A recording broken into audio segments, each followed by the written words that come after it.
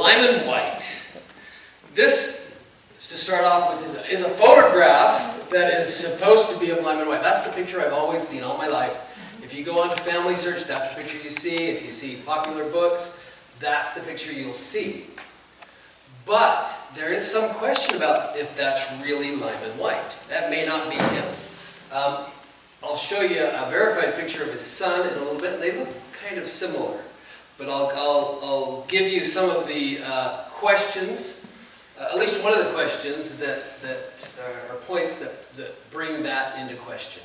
But as far as we know, this is supposed to be Lyman Wight and his wife, his first wife, Harriet Benton.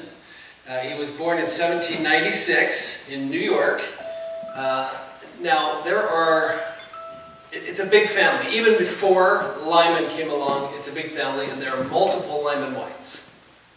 And so, it's important as you examine the history of Lyman Wight that you don't get confused, because he had an uncle Lyman and a cousin Lyman and a son Lyman and a nephew Lyman, and so on. It goes down through the generations, and the name repeats. And they end up in different places across the United States. So, in fact, there's one story. I've got another ancestor who is Allen Joseph Stout, the brother of Hosea Stout, who kept all of the great records and journals that are really nice. And he went up to Wisconsin to the pineries and was helping cut and shape and ship that lumber down to Nauvoo. And in one of his letters to his brother, he says, Brother Lyman is working really hard. I don't remember all the specific words. He's working really hard, as fat as he is. And so if this is Lyman, he's not fat. I'm fat, he's not fat. So Lyman could be a lot of different people, right, in that letter, except that Lyman was kind of in charge of that process. But we think that this is likely him. He served in the War of 1812. He married Harriet Benton in 1823. His first child was Orange Lysander Wight. Now, we're going to talk a lot about Orange Lysander Wight. That's my direct ancestor. He was the oldest son of Lyman Wight, and he is also our primary witness. We're gonna hear a lot from him and some of his perspective. So Orange was born in 1823. That means he was not yet 8 when the church was organized, but he was baptized soon after that. When the family was in Missouri, he was a teenager. You said that wrong. What? You said that wrong. You said he was born in 1823. Yes. That's not right. Yes, he was. Well, not Okay, this is my little sister. Just so you know. So, it's okay. No, it's okay to heckle me, and it's okay to tell me that I'm wrong. So, she's been doing that most of my life. It's okay. No. And it helped. It saved me from all kinds of trouble, sorrow, sadness, woe, and pain. But what I'm saying is that Orange was born in 1823. So Lyman, it's good to clarify that. This is the one time I can say, no, I'm right. Because usually it's the other way. It's like, oh, you're right, you're right. I'll be quiet No, now. don't be quiet. Shout as much as you want and throw things and tell me when because I will often say one thing and mean another thing altogether. My kids are like, you really want that potato? Because it's not a potato, it's whatever. May I offer that all that wood cutting out there in Wisconsin is why he's as thin as he is now? Right. Maybe. Yeah, that was hard work. It was a lot of hard work. So anyway, so Orange, the son, just to be clear, was born in 1823. Lyman encountered Sidney Rigdon in his group, his Campbellite congregation in Ohio, and he was baptized into that congregation by Sidney Rigdon in 1829. And so when that congregation comes to know the church, the Restoration, he was there, and he was baptized in November of 1830. So we're just talking a few months into the Restoration, right? And he was ordained an elder almost immediately. It was almost like by accident. He was I think Oliver came to him and said, I'm going to ordain you a priest, and we're going to go off in the woods, we're going to do this, and they went off in the woods, and instead he ordained him an elder. And he said, I was told to do that instead. So you're now an elder, and he went out and served many missions. And these missions were usually, a few months long here and there. He served many missions for the church in various places, preaching the gospel and baptizing people. And we'll talk about one that he writes a letter to later. So, this is probably a little bit too small to see, right?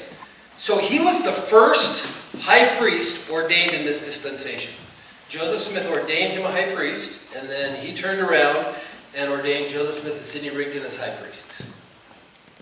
He was sent almost immediately on a mission to Jackson County. His family joined him in September of 1831. They were driven from Jackson County in 1833. He participated in science camp. He helped to recruit people to go. He participated in the event and then returned to Missouri, or stayed in Missouri. And then they moved after they were expelled from Jackson County. They moved to Caldwell County in 1837. And in Caldwell County, they had some property down in Meyerville. Say that right? Not very far from another ancestor of mine, whose name was Sylvester Henry Earle. They had really close lots. And I'm just bringing up that name because it's going to come back in a few minutes as well. So they were getting crowded out. A lot of people were moving into the far west area. So they moved up to Daviess County and settled here up in Adirondack. You've seen some of the places. People are already leaving. Look at that. Yes? Question. It's always seemed to be odd to me that as sparse as this area is even now, it had to be even more sparse there. You go to an area like Adirondack from far west or St. Joseph, these are the great distances. And yet somehow people found the time to bother each other. And I don't understand how they even notice it was there. So we're going to talk about that a little bit as well. But I wouldn't necessarily assume that just because you don't have to leave, I'm not offended. I mean, you don't have to stay, I'm not offended. I want to stay. Well, come and sit on the front row then and heckle me. I want to stay, Brother Joseph. All right. So I wouldn't assume that just because the counties up here are fairly sparse now that was true in the past. If you look at the population changes over time, there were quite a bit more people in the county 100 years ago than there are now. When a lot of people started moving from farms into cities and selling off the farms, that started to disappear. So you can find, as you go across a lot of our counties, you can find old roads that have been abandoned, you can find old wells, just don't fall in them. You can find foundations of houses all across the county. And, you're right, people shouldn't bother each other. And maybe our sense of space is different too, because Daniel Boone, right, he said, somebody moved in, I can see their smoke 40 miles away, it's getting too crowded here, I gotta move out, right? I mean, there's that sort of thing in our history. So anyway, he moved up here. As people moved up here, he was called as a counselor in the Adirondack State Presidency. He participated in what some people have called the day-night retaliation. There was an incident where there were some problems that were fomenting down in Gallatin and Millport, which is on the other side of the river. It's gone now, but if you go across Grand River, you can come to Highway O, you turn right, you go down there. That's where Millport was, and for a while that was the county seat in Daviess County. And they had a mob gathering there. And the allegation is that Lyman Wight, who was a colonel in the Missouri militia, he was officially voted in, they elected people a lot of times. As a colonel in the militia, he gathered a group of people.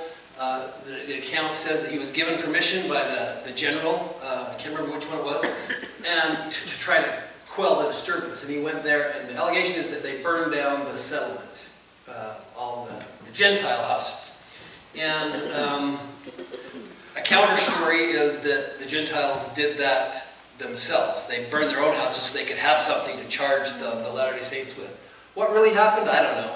You know, I've had enough kids and been a kid to know that sometimes, you know, my older brother might say, "Oh, well, Joe hit me."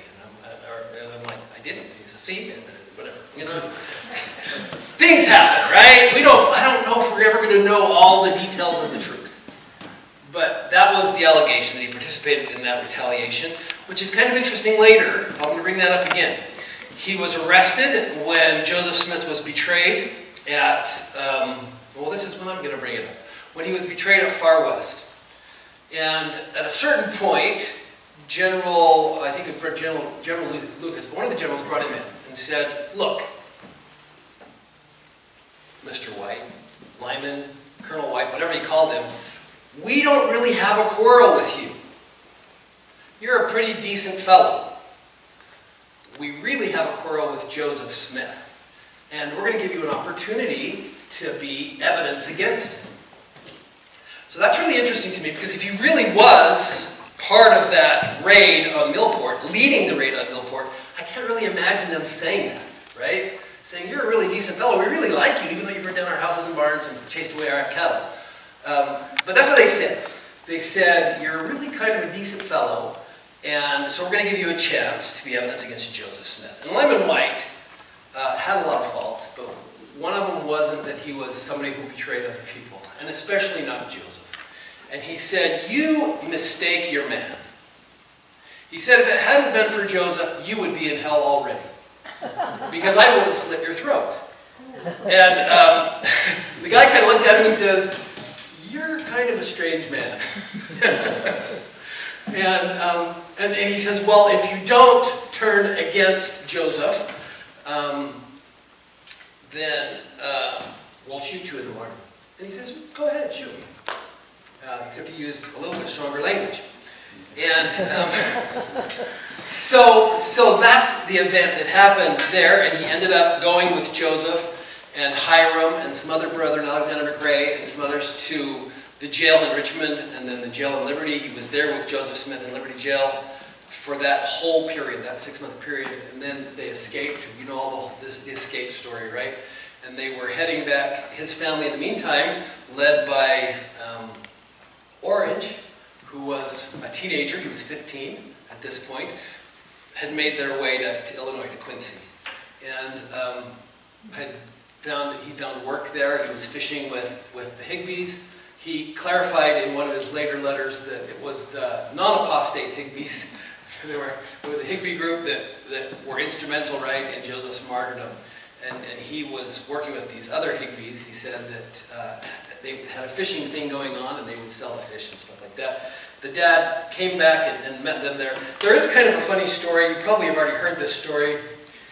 He said that there was one instance which this is Orange, that he wrote in a letter to some family members. He said there was one instance which I will relate, which they told when they got to our house in Quincy. They came to a ranch in an out-of-the-way place and stopped for the night and told their names. They were fictitious names, right? They didn't want everybody to say, I'm Joseph Smith, I'm Hiram Smith, I'm Alexander McRae. The next morning they were looking about and walking about, all but Brother McRae, who was in the house. The proprietor came in and was talking with Brother McRae and asked him his name. Said he had forgotten it. And it had the effect to cause Brother McRae to take a terrible cramp in his stomach. It came near to throwing him into spasms. So he couldn't remember his name either, right? And instead of saying, I don't remember my name, he just got this really bad cramp. He's like, oh, I'm going to die. Yeah. And the man, the proprietor, ran out to where the other brethren were and told them that their friend was very sick. They went in and said, Mr. Brown, what is the matter with you? What have you been eating? And that relieved Mr. Brown to such an extent that he began to get better right away. Oh, Mr. Brown. It's all good. So we gave him away. Right? So, anyway, they went to Nauvoo. So he was ordained an apostle and became a member of the Quorum of the 12 in April 1841. I think he replaced David Patton. A member of the Nauvoo City Council, he was part of that, and a member of the local Masonic Lodge. So then he was given the assignment to go up to Wisconsin, and they were to procure lumber. They had an operation there, a lot of people there that helped with that process, and we're going to talk about that a little bit as well. It was a very grueling assignment. They were working all day. That other ancestor I mentioned, Alexander Alan Joseph Stout, he said, we're working all the time. There's hardly a chance to stop and breathe. It's going so hard. He says, if any of you want to come up and help, that would be great. We'd love to have you. And please send me more tools, because I don't have a good enough drawing knife to shape the lumber, right? So he was added to the Council of 50 in April and May. He was dropped from the council in February 1845, and he led a group of Latter-day Saints to Texas. Now this is where the schism starts, or maybe it started long before this. But he felt that Joseph had given him an assignment to go explore places to take the Saints. The Saints weren't welcome in Illinois at this point. Everybody knew it. And so Joseph was looking at different possibilities, and I think Joseph knew that they were going to go out west. But it sounds like Lyman initiated the idea of Texas. And Joseph was like, well, if you really want to go to Texas, go ahead and go. And so Lyman was going to do that. And after Joseph was martyred, he still wanted to go. And so he went, and they finished up their task in Wisconsin, and then fired their cabins, burned down their cabins when it was done, and then went to Texas. And a lot of the people that were with him in Wisconsin went with him to Texas. And I don't know if you've ever had a really intense experience. If you've ever been in the military, you've had an intense experience in basic training or advanced training. And because of that intensity of the experience, you develop a really strong sense of loyalty with the people that you're with, right? And at least one scholar that's written about this said that the people that were with him in Wisconsin really developed that sense of loyalty. And they were very committed to Lyman. But again, not all of them, because our ancestor, Alan Joseph Stout, didn't go. So some of the Wisconsin pinery people went with him to Texas. They settled in a place they called Zodiac. They built a mill. It got washed away after a few years. They moved to Hamilton Creek, which is this picture here. They built another mill there. After a while, it got washed away. They moved to a third place called Mormon Mill. And in 1853, my timeline's out of order here, he was excommunicated in 1848. Okay, and as he left, I think part of the issue, well, on the surface, the issue was that he didn't necessarily see eye to eye with Brigham Young. I think that the main issue was between Lyman and Brigham Young. And it's interesting because I think it was Brigham Young that ordained him an apostle. But at a certain point in the development of the church, there was a question about succession. Who has seniority in the Quorum of the 12? Right? And at one point they were saying, well, maybe it's the oldest apostle that has seniority in the Quorum of the 12. And that would have been Lyman. Right? But he hadn't served the longest. Brigham Young was an apostle long before Lyman. And so eventually that seniority in the quorum fell according to when they were became a member of the Quorum of the 12. And so there might have been some resentment there. But they both had really strong personalities. After Joseph died, Lyman said, the day has passed when there was somebody who can control me. He felt that commitment to Joseph Smith, that he could do what Joseph asked him to do, but he did not feel that same commitment to Brigham Young. And so when he said, I need to go to Texas, the 12 reluctantly granted him leave, said you can go. But by 1848, there had been enough friction between them that I think the 12 told him to come back, and they didn't. Eventually, he was excommunicated from the church. I think most of the people in his community was. In 1858, they had left the third settlement in Texas, and they were heading back to Missouri. That's the story. The story was that he had intended to join the newly developing RLDS branch, and he died in 1858, so he was in his early 60s. Yeah? Yeah, I see on here that Lyman Wight, GTT. Were you going to, what that is? You see it where? On our website, it says Lyman Wight GTT. You know what that is? I didn't put it on your website. Oh, Chris did. There's something interesting about that, because someone might ask that question. Well, that's a good question, and maybe I know, but I can't remember. Does anybody know when you put behind your name back in the 1840s, 1850s, when you have your name and records and it says GTT? Anyone know what that is? I do, Gone, because I heard it. gone to Texas. Oh, It gone to was, Texas. it was a location because Texas had just opened up and massive amount of people were going to Texas. So if there were some land records or something like that, They would put that. they would write that on there. So, oh, Nice. okay, they went to Texas. Okay, but that Nice. was still part of that also. Okay, so the story is that when he passed away, oh, go ahead. You have moved to Zodiac, Texas, 1847, and built a temple. Yes, so I'm gonna talk a little bit about that. So the story is that when he passed away, that he and a group of his community, not everybody, some had left by this point and some had decided to stay in Texas, but a group of the community were heading, allegedly, so the story is, back to Missouri. Now, I have questions about that. I have some doubts for a couple of reasons. First of all, Lyman Wight practiced polygamy. He took 3 additional wives in 1845, and at this point, the RLDS Church was distinguishing themselves from the Utah branch of the church on that issue, on polygamy. And yet, he was very clear about the doctrine and that he had learned about it from Joseph or from the other brethren in Nauvoo. And so I'm not sure how well he would have fit in Missouri, and maybe that wasn't an issue for him.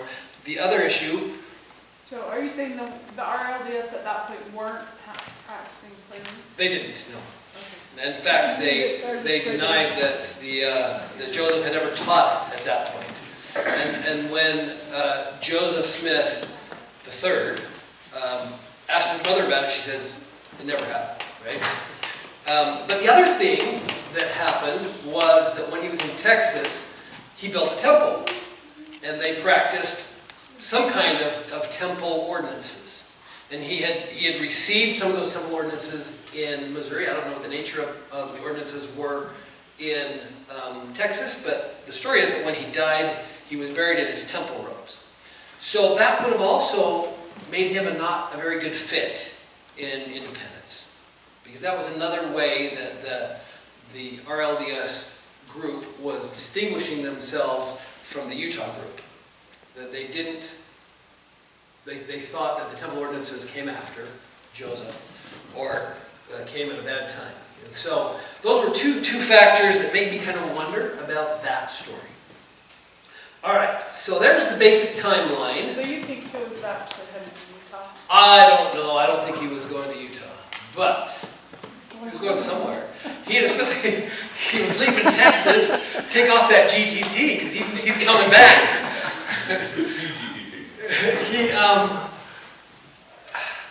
He tried a couple of flavors. He was part of the William Smith group for a little bit. So one of Lyman Wight's greatest strengths was he was a very, very stubborn man, right? That gave him the strength to say to that guy that's got his guns, got all his soldiers around, he says, I'm not going to turn in Joseph, and I'm going to tell you the truth, that Joseph is the only reason you're alive, and I had every intention to kill you, and I won't turn in Joseph. There's a stubborn streak there, right? A mile wide.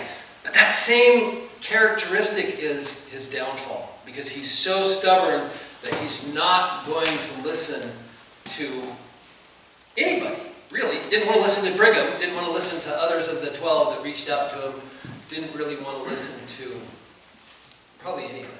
He just was a really stubborn man.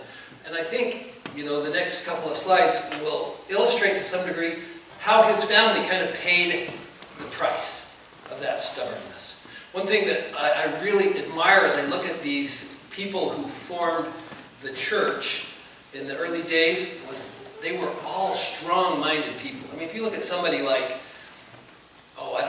Wilford Woodruff or John Taylor, they weren't pushovers. These were not pushovers.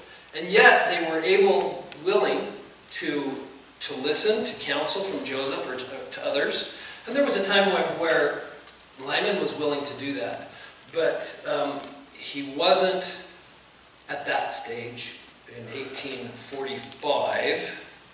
after the martyrdom of Joseph Smith, and he wasn't in 1858. And he wasn't in the in-between time. So this is what happened to his family. So the result was that the family kind of got scattered. This is him and his 4 wives. He died in Texas. Harriet Benton died in Nebraska. He had a wife, Mary Hobart, that died in Iowa. Mary Hawley died in Texas before Lyman. And Margaret Ballantyne died in Iowa. Those are all kind of Midwest. But let's look at the next generation. If you look at the kids, here's Orange Lysander Wight. I mentioned him before at the top. You might not be able to see that text. He died in Arizona. His next younger sister died in Iowa. He had a brother or a sister that died in Texas during the Texas Adventure. Did Orange remain a member of the church? We'll talk about that in a minute. Okay. So, then Lyman, Lehigh Wight, died in Ridgeway, up the road there, not far from Albany and Bethany.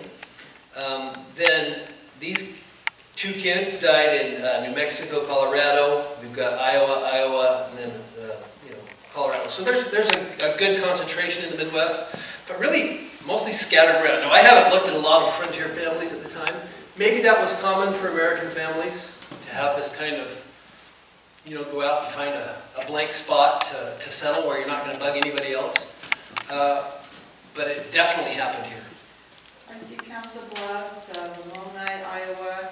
Were some of his family, did they stay in the Utah group? So after he passed away, most of his family came back initially to the Midwest. Some of them joined the RLDS branch of the church, and others didn't affiliate, went elsewhere. Orange, like I said, probably the whole community was excommunicated at the same time. He was excommunicated at that time from the church. He left the Lyman Wight community in Texas. He said a couple of years before. He was still in Texas when the family was starting to move back to Missouri. And he stayed in Texas for a while. He worked for a while as a Texas Ranger, went out to California, came back, ended up going up into Nebraska and taking care of his mom until she passed away in 1889. Now at that point, he had an adult daughter. And she married one of our ancestors, whose last name was Earl. And she moved to Utah, lived in southern Utah. And so after his mom died, he went to Utah to join his family, see his grandkids. And another daughter came with him out there. She settled in Vernal, passed away, so he ended up going down to Pineville, and then to Bunkerville, I think, and ended up passing away in Graham, Arizona. But a lot of that branch of the family ended up in the West.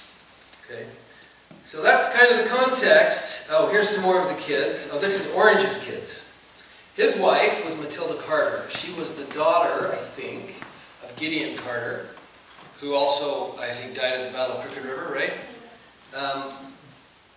Then, these are his kids. Some died in Missouri, Arizona, Missouri, Oklahoma, maybe Arkansas.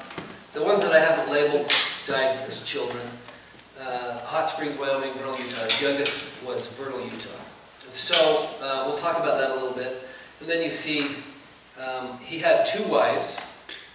So the second wife, he married them both, I think, in Wisconsin at the Pineries. And Sarah, he had 3 wives. Rosilla Carter was the sister of Matilda Carter. But Sarah, her oldest was Harriet Martineza Wight, who is my ancestor. And at some point, she and Orange got separated. I don't know if he left her, she left him, but they separated. She ended up marrying somebody else and going to Utah. She stayed in Utah, and that's how Harriet ended up in Utah, married to the guy whose last name was Earl. We're going to talk about that in a minute. So, my methodology, what I'm doing, I'm still pretty early in this project, is to look at the letters. Because the letters, to me, are the most meaningful thing. You can hear after the fact accounts, and some of these letters are kind of after the fact accounts. But in the letters, you kind of get glimpses of relationships, and you get glimpses of events that you don't hear from some of the historical record that was compiled later on. So what I've been doing is examining some of these letters. I'm just going to show you a couple that have to do with this guy. This is again Orange. So he does look like his dad, right? If that other picture really is his dad, they look a little bit alike, don't they? This is his one of his wives, his first wife. At least on that chart that I showed you, I don't know which was he was married to first. So when Orange was living in Nebraska, he was taking care of his mother. She was in her 80s at the time. He was there with his youngest daughter. The other kids were gone now in different places. And he was taking care of his mom. So this is kind of an interesting letter. We're going to look at some text from some of these letters really quick. So Stephen Wight was a nephew, I think, who was living in Utah. That branch of the family is a branch of the family, I think, that Boyd K. Packer came from. He came from the Lyman Wight family, but not from Lyman, from one of the brothers. And this Stephen ended up in Utah with some of the other Whites and wrote to his cousin, I said nephew. He is a cousin of Orange, a nephew to Lyman. Your welcome letter came to Mother came to hand yesterday evening. We were very glad to hear from you once more. Mother is now in her 85th year and consequently is quite feeble, so she requests me to answer your letter. Mother is living with me and my youngest daughter here in Oakdale, Nebraska. My sister Anna Smith is also living in Oakdale, about 4 blocks from her. Her family are all grown, 7 in all, except one, a boy 15 years old, some of which are traveling ministers in the new order of LDS under Joseph Smith. So that's an interesting phrase to me. He's referring to the RLDS branch, right? But he's calling it the new order, which is interesting because a lot of times when people have a schism, they try to anchor that schism in some account of authority. Now in this case, they're saying that the priesthood should have passed on patrilineally to Joseph Smith III, but they're not claiming to be the old order. They're claiming to be the new order of LDS in this case. Others that work at different occupations here in Nebraska and Iowa. As to myself, I have roamed about, and for the last 6 years with my youngest son and daughter. My wife died 6 years ago, and then we're missing 2 great pages. I really wish we had. The next page starts for our history. The manuscript I'd rather not let go out of my hands. So he must have written some kind of manuscript history. And he didn't want to let go of it. That's one thing that I'm resentful about. There's another one coming up in this very same letter. There is 2 persons in Utah I would like to see or at least hear from. One is William Wight. The other, I think, goes by the name of Harriet Earl. That's the first daughter of that second wife that I mentioned, my ancestor. The last I heard from them, they lived in Pine Valley, Washington County, Utah. I have but one child at home with me now. If she should leave me, I would be inclined to go to Utah and make acquaintance with them and also with great many of my old-time friends. So Harriet was his daughter, right? His daughter, yes. But of that wife that somehow got split up, and I still don't know how Lyman, Orange Lysander split from Sarah Hadfield. She ended up, like I said, marrying somebody else around Utah. Because I stand silent and take no part with any part or faction of the old church. So now we've got his groups, right? He's got the new church and the old church. He says, I stand silent, take no part with any part or faction of the old church that I was baptized into 53 years ago. It does not signify that I do not think a great deal about them, especially those that I was formerly an associate with. My recollection is very accurate about early times. So this is where I start getting interested in some of these letters, right? My recollection is very accurate about early times. As to my travels, they do not amount to much. I have traveled over 9 states of Old Mexico, including Sinaloa and Sonora, and also the peninsula of California. I saw a good deal of unsettled country in the above-named states, some of which is very good. I have traveled in Arizona and New Mexico, been close to the border of Utah, but never got in the territory. Circumstances beyond my control prevented me from coming up into that country from the southern line. This is a really interesting paragraph. If you should see President Taylor, or any of the others of my old acquaintances, please remember to them and give them, I think it's please remember me to them, and give them my good wishes in all things right. So, you know, he's remembering this old association with John Taylor and others. And at this point, John Taylor is the president of the church. He's saying, go tell the president of the church hi for me. I remember our good old days. Now, this is why I doubt, I question the authenticity of that first photograph. He said, my father never would have his picture taken. So who is the guy? I don't know. My father would never have his picture taken. Consequently, we have no likeness of his. Mother's had hers taken and enlarged. It is among the family in several places, but we have none in hand now to send you, but we'll try and get one and send another time. There's my second resentment. He should have got one and send it, because I want one. But I think Keith has got one in a file he's lost somewhere in his house.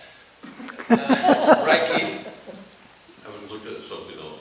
Oh, you forgot. Okay, I'm just telling you, you've got a photograph you're going to give me that's in the... Yes, I did. Yes, okay. Everybody heard that.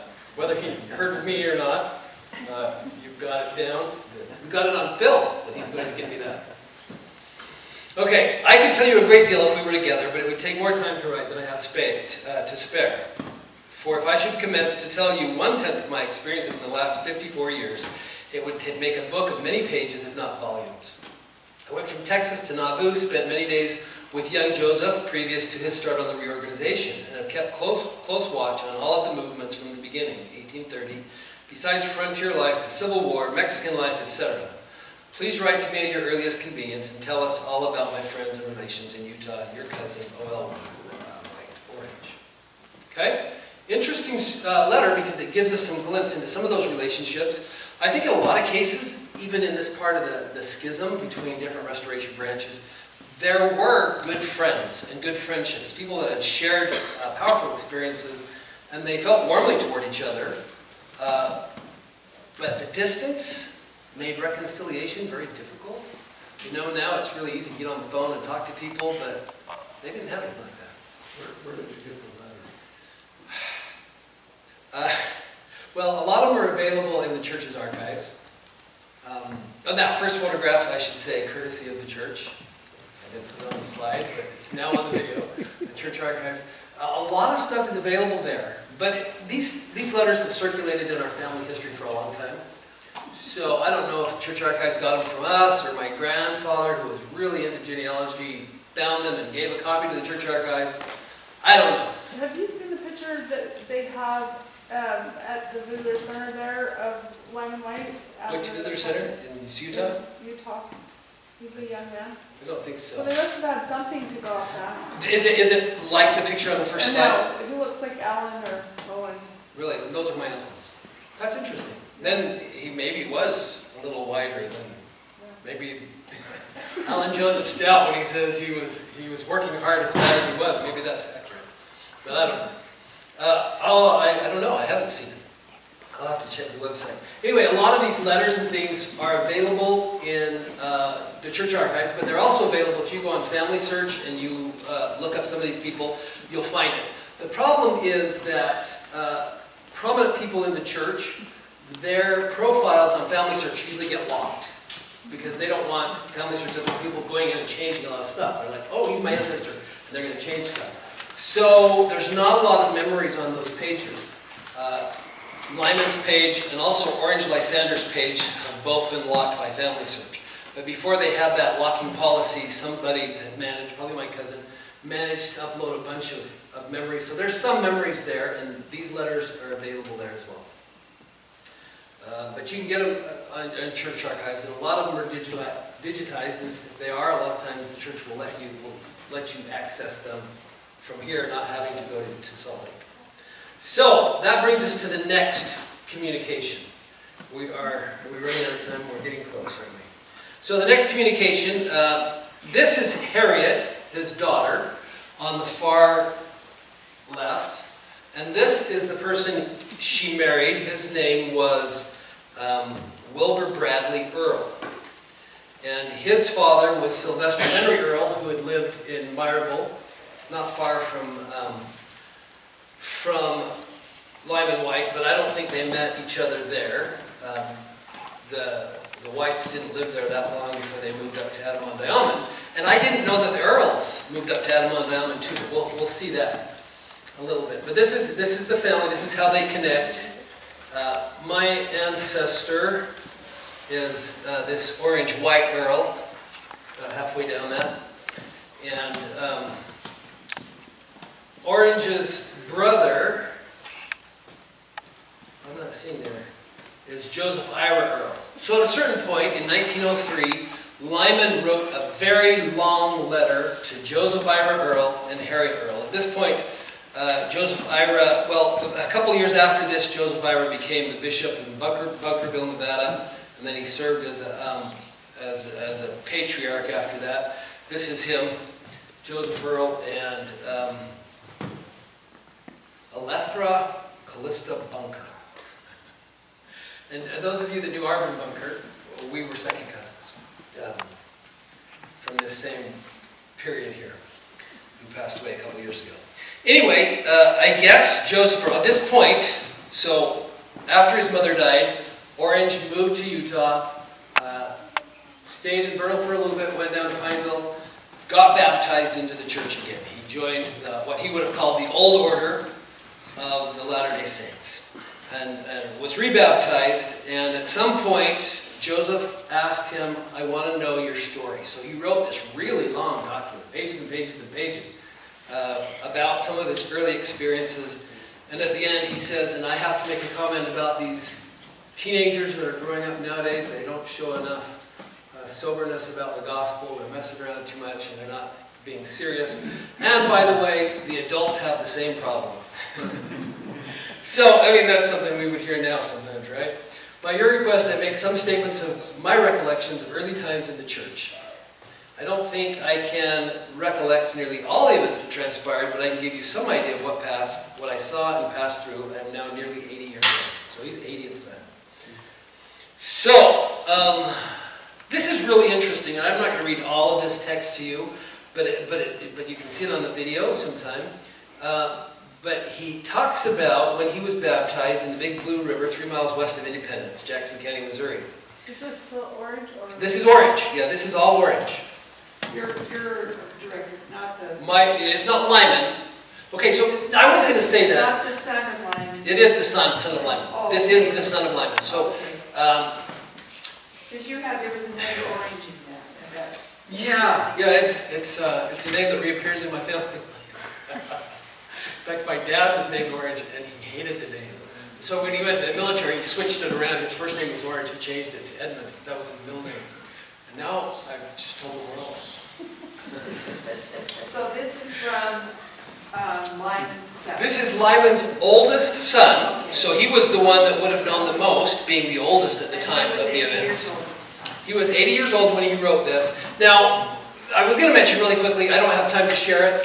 There was a letter. The church has been commented on multiple times. The church is, there's an account of it in BYU studies and some other things.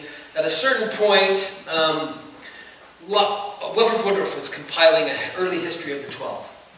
And he realized he didn't have enough information about Lyman Wight, so he wrote to Lyman in Texas. And he said, "I need more information. Will you please send me some more information?" And Lyman responded. And his letter quickly turns really sour. And, he starts off by saying, "It's about time somebody tries to contact me from Utah. I haven't heard anybody from anybody in the leadership of the church in 10 years. And Mormonism is good to me. I'm still committed to," this is what Wilford Woodruff said. In his letter to Lyman Wight, he said, "Mormonism is as good to me today as it was when I was with you in the old log cabin in Clay County and milking cows for Sister Wight and making brick for Colonel Arthur's house." And Lyman, started off pretty cordial. He said your letter was well received. It was the first I've received from any of the 12 for the last 12 years.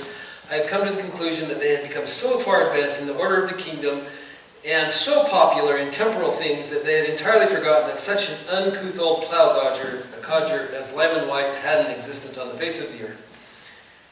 So you can see the bitterness starting to come in right there, right? And then he says, But I yet live, and am bold to say that the doctrine of Joseph Smith, the angel of the seventh dispensation, there is not a firmer believer or defender in the face of the earth, and hold every ordination given to me as sacred as I did the day they were given.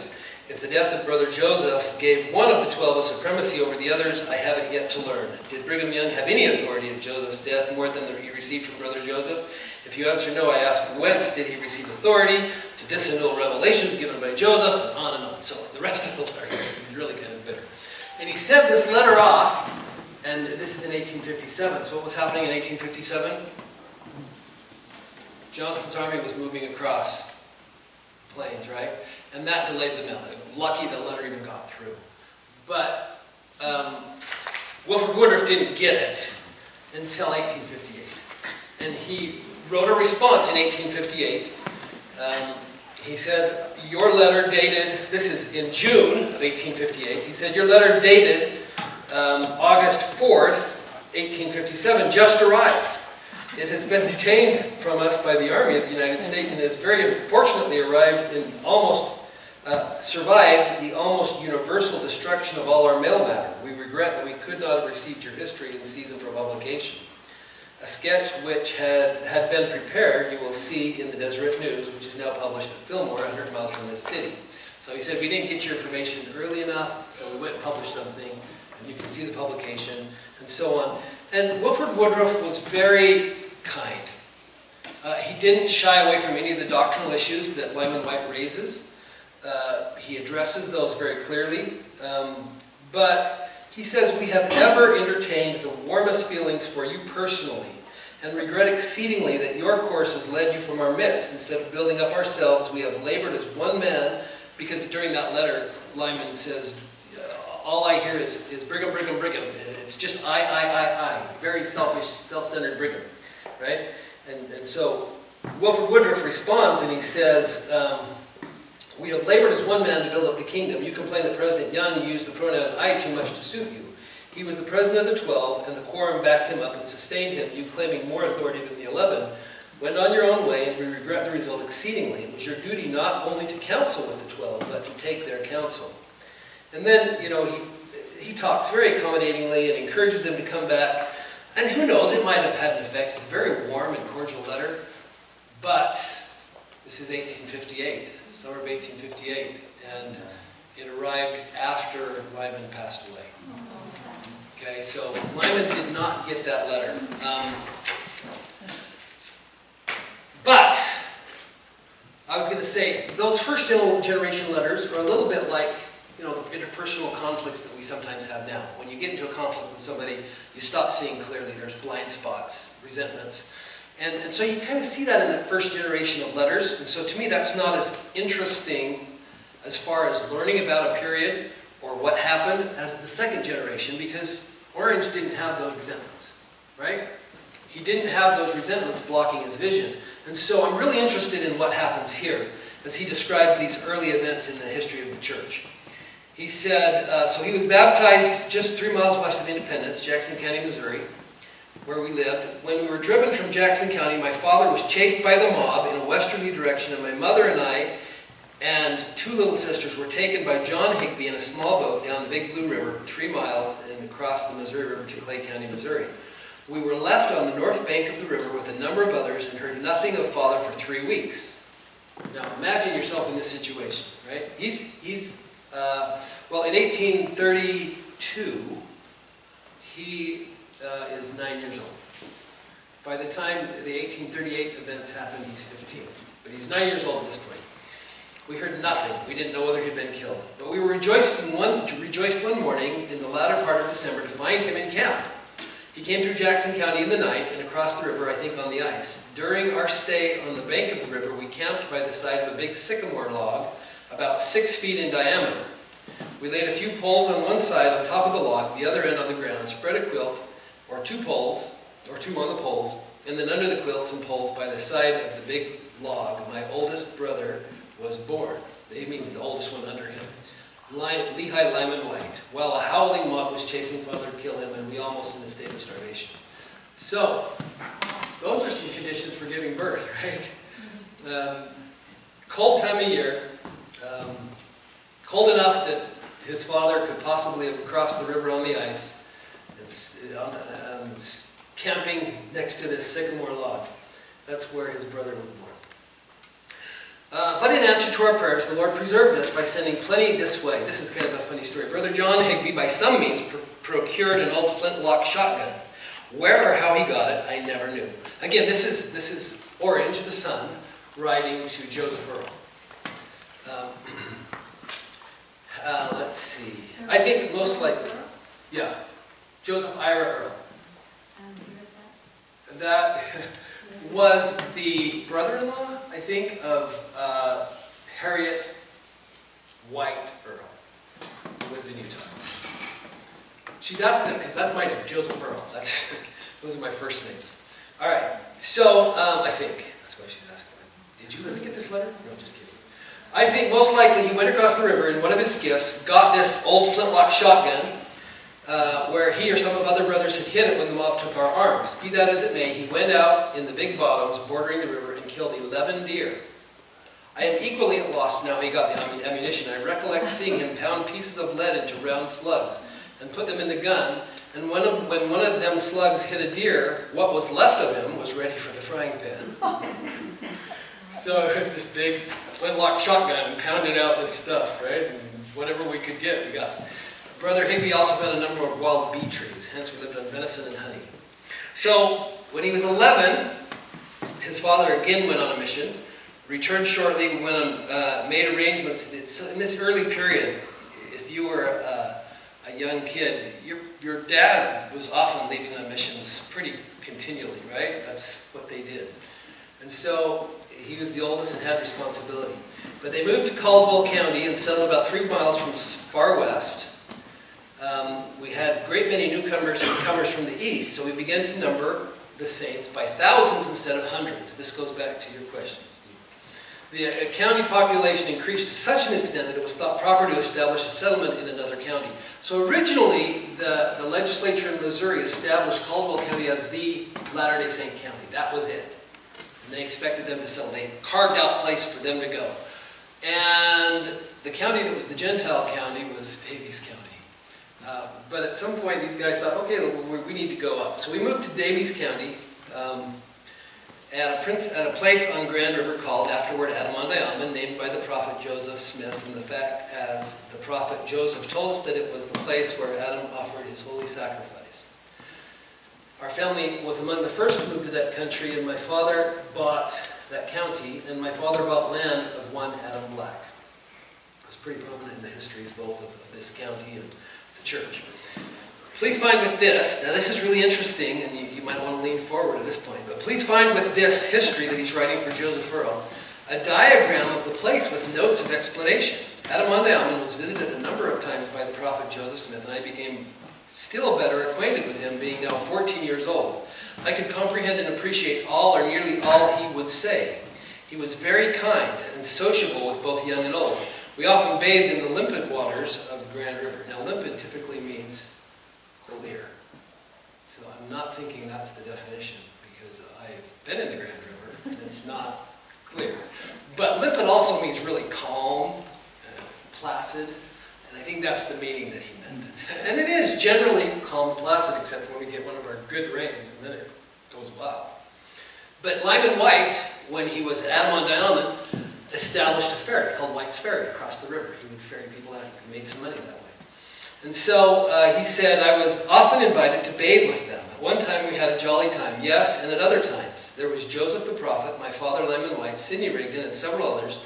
Our amusement consisted in part of seeing Brother Rigdon swim. He was so corpulent that he was forced to lay on his back to swim. He would swim that way until his shoulders would strike the sandbar, and then he would turn. He could turn, but would flop back into deep water. Now, if you've ever been in the Grand River, there are some deep spots, but most of it's really shallow, right? So I'm guessing that's why he had to lay on his back, because otherwise he would be scraping the bottom. And then he would flap back into the deep water to swim a little bit. Interesting story. So this is the diagram that he included in there. I don't know if you can get a very good picture of this. So this is a diagram that Orange Lysander Wight drew of the settlement at Adam-on-Diamond. A lot of this looks, if you look at the shape of the river there, if you examine the maps at all, that looks very, very, normal. He's got a legend here. Highland is up here at the H, kind of up on the hill. This is what we would call Tower Hill right here. This is a temple lot, place of, I can't, my screen is really little, so I can't see it. Sacrifice. Okay, O is old house. And then N is new house, because Lyman Wight had two houses. C was a cache where they had it. A, altar, where the sacrifice was performed. So this was the old altar there on the hill right up there. You see that? Where's it at? Point it out.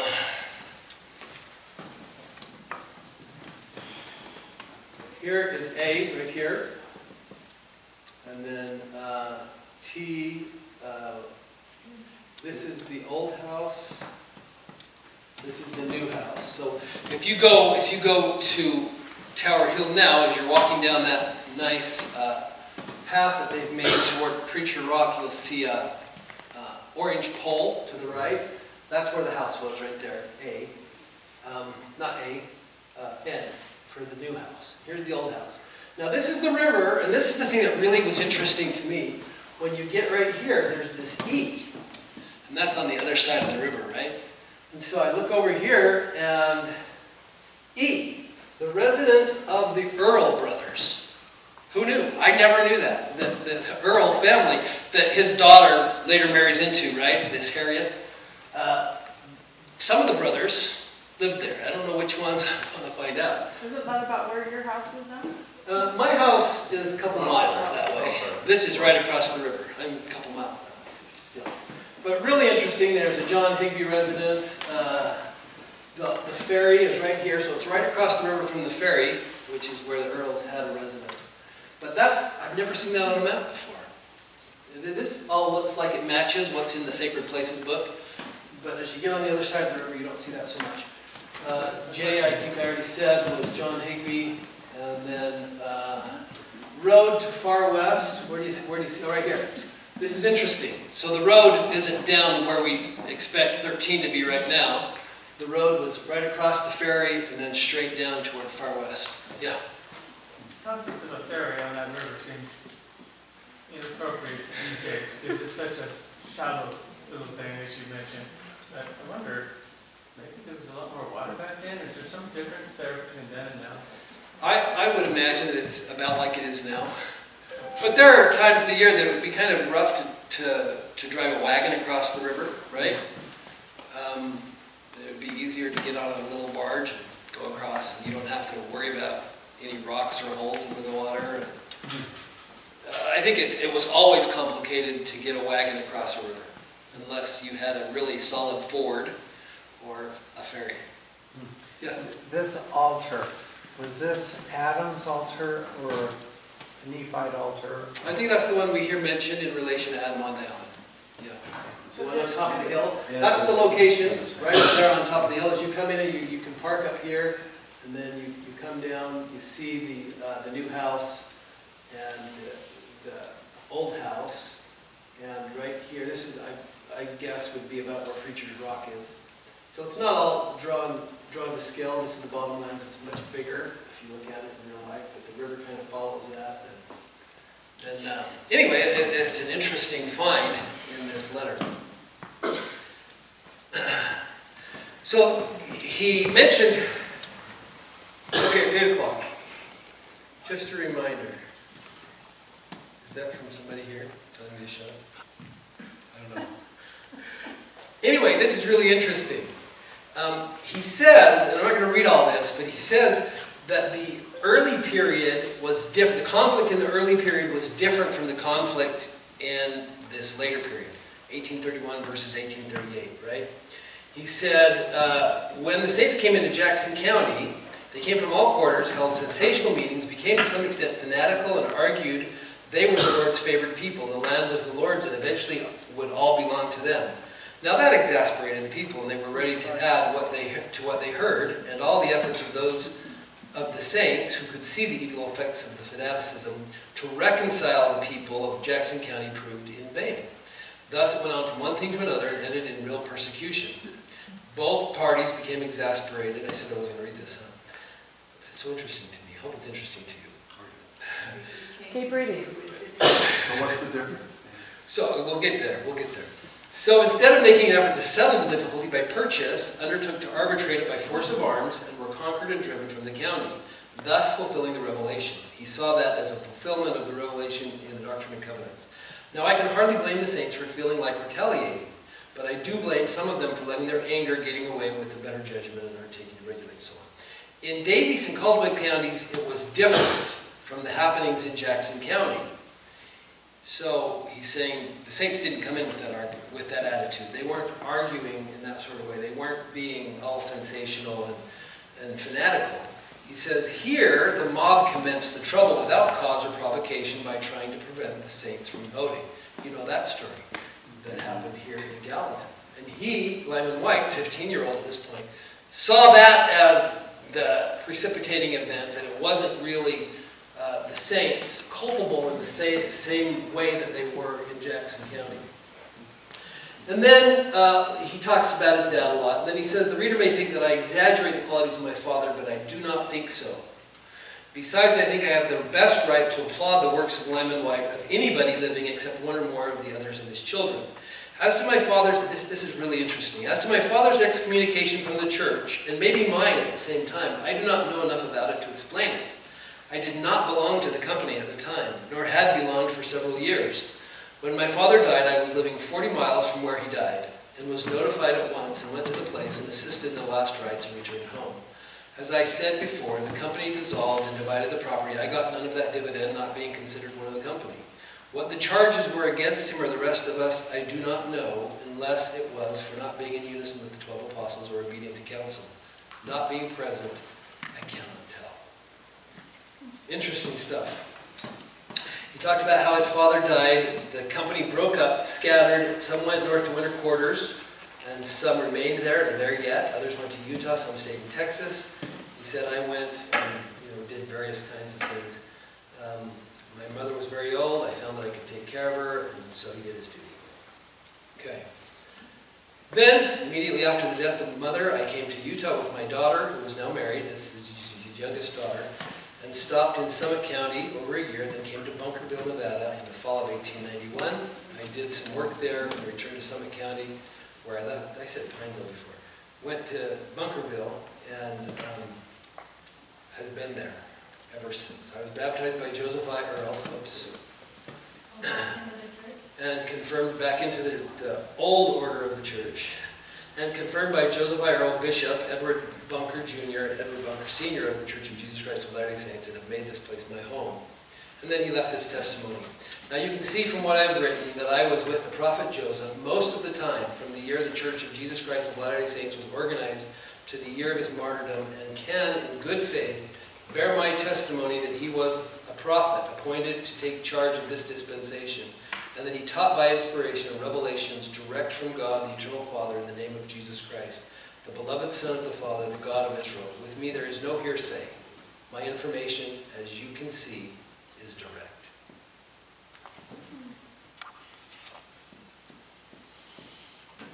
Any questions?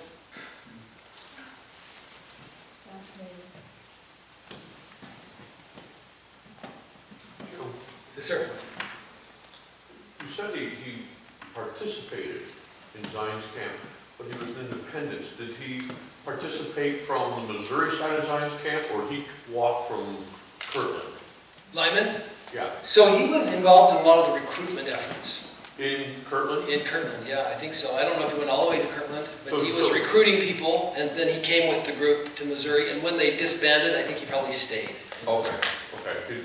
Because you said he was an independent, Yeah, his family was already here, so he went right? back. So he was one of the group that went back to Joseph and said, hey, we're having problems here in Missouri. We need to do something. And as Joseph went to the Lord, and the Lord said, we'll put together this group of men, right?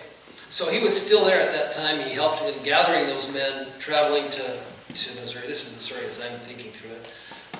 Traveled to Missouri And then when it disbanded, he stayed with his family until he went on another mission. So was he member of the first quorum of 12? Was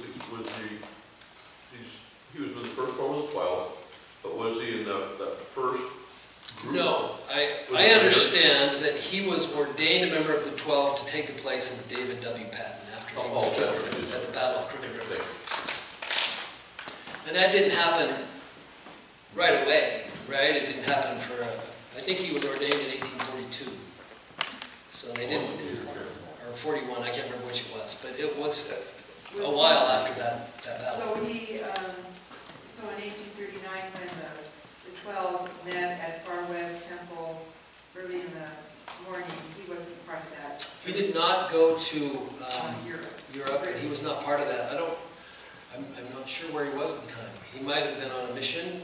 He went out campaigning for Joseph later on. He was being continually sent to different places, and eventually, I don't think they were doing the pineries yet in Wisconsin, but he was in that group. So that was partly the other problem, right? Because he wasn't in Nauvoo when a lot of these events took place. He wasn't there, I think, when the first temple ordinances were given. He received those ordinances later and tried to carry that on in Texas, but he wasn't there in Nauvoo at the time, and he wasn't there for some of the conversations that Joseph had with the Quorum of 12. He was fulfilling an assignment out on a mission. But I don't think he came back to Missouri, but I could be wrong. He might have been there, but he did not go to England on a mission with the group. He had a different assignment.